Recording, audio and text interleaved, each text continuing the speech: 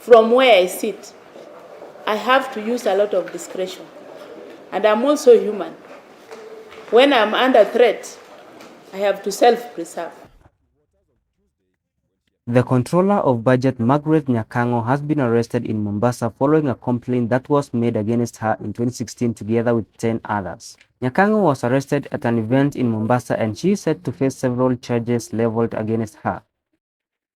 Nyakang'o, who has recently been very vocal against the government's misappropriation and misuse of government resources, is said to have breached the law. You know, the price of cooking fuel generally is a really sore area because no one can do without it. The third thing I would be looking at is VAT on food. And I've looked at all sorts of taxes here.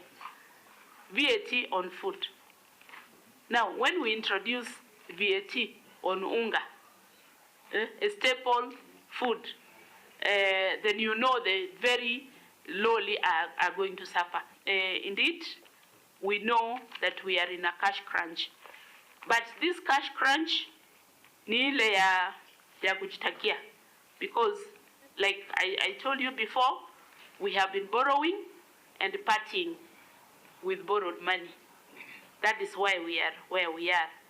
So we must look very carefully at our spending and reduce this spending.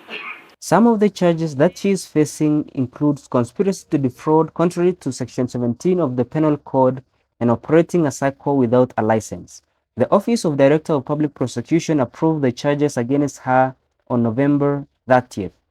Nyakang'o assumed the office of the Controller of Budget in December 2019 after being approved by the Parliament.